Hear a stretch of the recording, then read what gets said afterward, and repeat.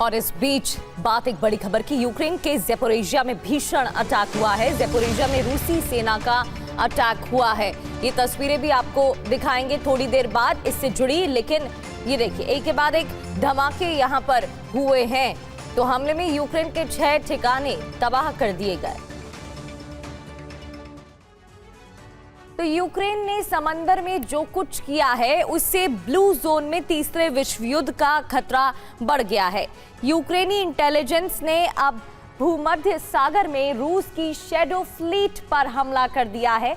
हमले में रशिया का तेल टैंकर जल गया। रिपोर्ट तो ये भी है कि अटैक में रूस का एक जनरल भी मारा गया है। इस बात से भड़के व्लादिमीर पुतिन ने ऐलान कर दिया है कि इस हमले का परिणाम बहुत भयावह होगा। इतना भयावह यूक्रेन और यूरोप ने जिसकी कल्पना नहीं की गई होगी। रिपोर्ट देखिए। यूक्रेन युद्ध की आग 4 समुद्र और 1 महासागर तक पहुंच गई है। इस जंग का विस्तार काला सागर, कैस्पियन, बाल्टिक, भूमध्य सागर और आर्कटिक महासागर तक हो गया है। अब महायुद्ध का समुद्री फ्रंट किसी भी वक्त खुल सकता है।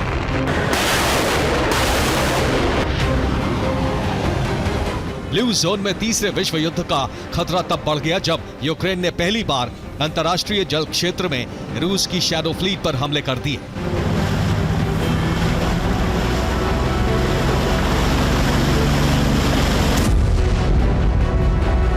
रूस के तेल टैंकर पर हमला ग्रीस के पास भूमध्य सागर में हुआ। यूक्रेन ने जिस जहाज पर हमला किया वो रूस की शैडो फ्लीट का हिस्सा था। क्विंडल नाम के इस टैंकर पर ओमान का झंडा लगा था। यूक्रेनी खुफिया एजेंसी ने टैंकर पर सी-बेबी ड्रोन से अटैक किया। हमले में न सिर्फ शिप जल गया बल्कि रूस के एक जनरल के मारे जाने की भी रिपोर्ट है।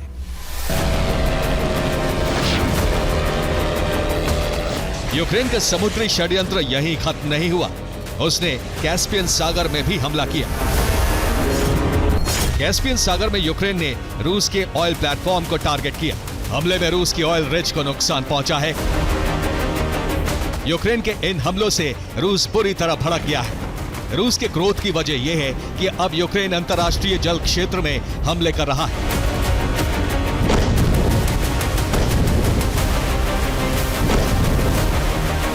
अब तक जंग काला सागर तक केंद्रित थी। उसके बाद युद्ध की आग कैस्पियन सागर पहुंची, बाल्टिक सागर तक हमले हुए। लेकिन अब यूक्रेन भूमध्य सागर में भी रूसी जहाजों को डुबा रहा है। इन हमलों से भड़के पुतिन ने साफ कर दिया है कि इसका परिणाम बहुत भयावह होगा। रूस जवाबी हमला करेगा।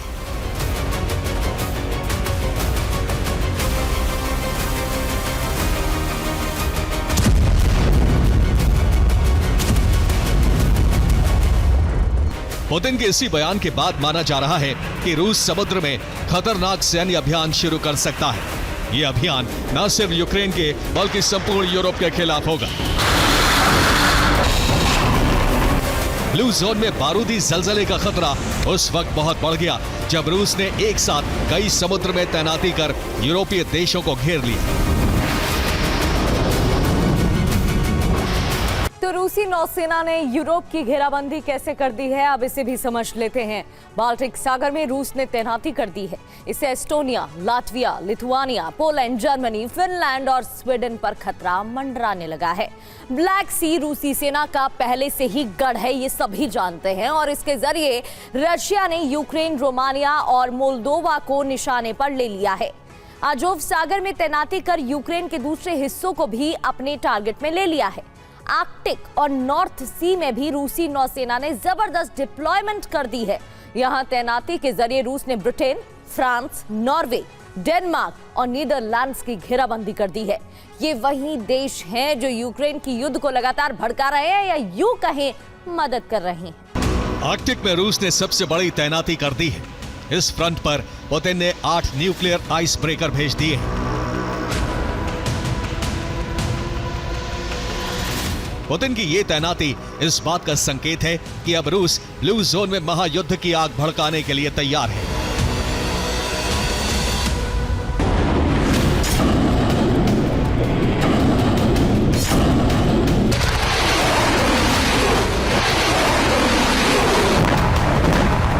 रूस ने न सिर्फ युद्धपोतों और पनडुब्बियों का निर्माण तेज कर दिया है, बल्कि यूरोप के आसपास उनकी तैनाती भी करने लगा है।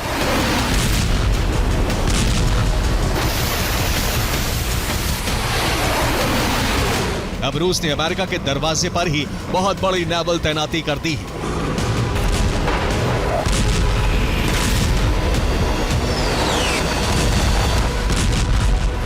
पुतिन ने सिर्फ आर्कटिक में ही नहीं बल्कि यूरोप के आसपास कई समुद्रों में नेवल तैनाती कर दी है। रूसी नौसेना की इन्हीं गतिविधियों की वजह से ब्लू जोन में तीसरे विश्व युद्ध का फ्रंट खुलने की आशंका बहुत बढ़ गई है।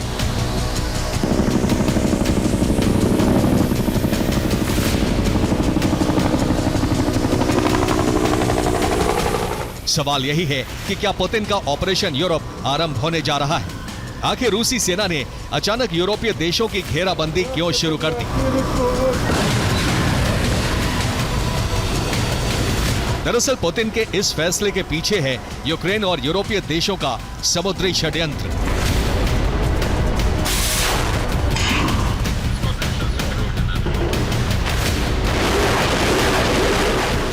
यूरोप की मदद से यूक्रेन समुद्र में लगातार रूसी जहाजों पर हमले कर रहा है। इसी बात से भड़के पुतिन और उनके वॉर कमांडर्स ने ब्रिटेन, जर्मनी और फ्रांस समेत यूरोपीय देशों की घेराबंदी शुरू कर दी है।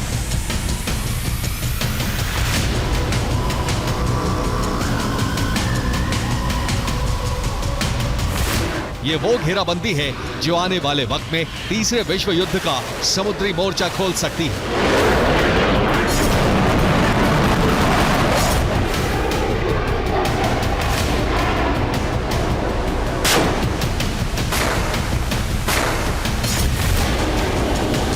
रूस और यूक्रेन में सबसे भीषण लड़ाई काला सागर में हो रही है। यूक्रेन के टारगेट पर रूस की शक्तिशाली ब्लैक सी फ्लीट है। यूक्रेन ब्लैक सी फ्लीट पर हमले कर उसे कमजोर करने का प्रयास कर रहा है। ब्लैक सी में यूक्रेन ने रूस के पेट्रोल बोट को तबाह कर दिया। इतना ही नहीं, यूक्रेन ने रूस के एक युद्धपोत को भी टारगेट करने का प्रयास किया। यूक्रेन ने सेवेस्तोपोल में ब्लैक सी फ्लीट की सुरक्षा में तैनात एयर डिफेंस सिस्टम को भी ध्वस्त कर दिया। इसी नुकसान से भड़के पुतिन ने अब यूरोप को सबक सिखाने का प्लान तैयार कर लिया है। सवाल यही है कि आर्कटिक में नेवल तैनाती के बाद अब क्या पुतिन यूरोप पर विनाशक हमले करने जा रहे हैं? पुतिन का रुख तो इसी तरफ इशारा कर रहा है। Bureau report, TV9 Bharatvarsh. और बड़ी जानकारी ये कि सुमी और डोनेत्स्क में जबरदस्त हमला हुआ है। सुमी और डोनेत्स्क में रूस को कामयाबी भी हासिल हुई है। रूसी सेना ने 2 शहरों पर कब्जा किया है।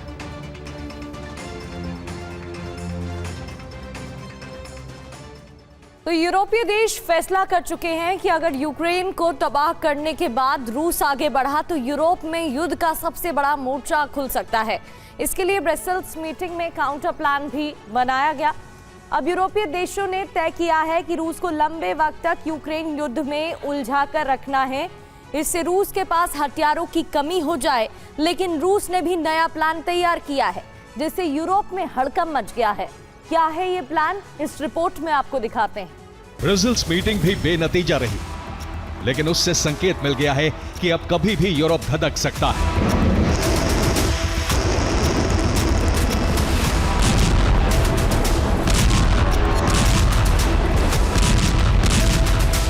क्योंकि पुतिन पहले से ही तैयारी कर चुके हैं, जबकि यूरोपीय देशों ने मंथन किया है जिसमें रूस को हर कीमत पर यूक्रेन में ही रोकना होगा।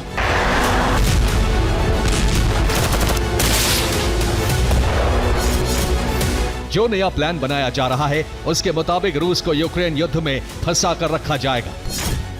इसके लिए यूक्रेन को ज्यादा से ज्यादा हथियार दिए जाएंगे। नेटो देशों को हथियार प्रोडक्शन करने के लिए कहा जाएगा। अमेरिका को सैन्य मदद देने के लिए बनाया जाएगा। रूस की ड्रोन घुसपैठ रोकने का ब्लूप्रिंट बनाया जा रहा है।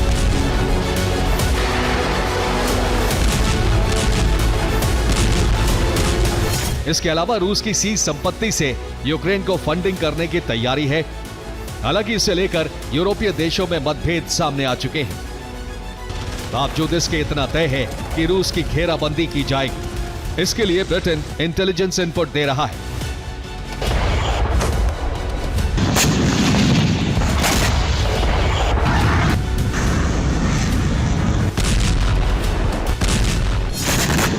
बाल्टिक सागर में नेटो ड्रिल कर रहा है, जबकि काला सागर में ब्रिटेन के ड्रोन लगातार सर्विलांस कर रहे हैं। साथ ही एक तरफ कैलिनिनग्राड की घेराबंदी की जा रही है, दूसरी तरफ सेवेस्तोपोल पोर्ट पर भी यूक्रेन ने हमले बढ़ा दिए हैं।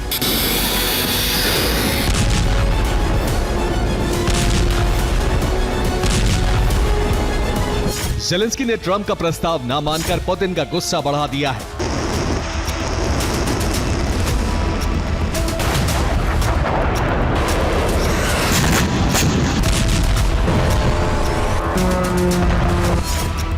अब पुतिन ने धमकी दी है, अगर यूरोप ने यूक्रेन को फंडिंग नहीं रोकी तो यूरोप में युद्ध का विस्तार होना तय है। इसके लिए जिम्मेदार नेटो देश होंगे।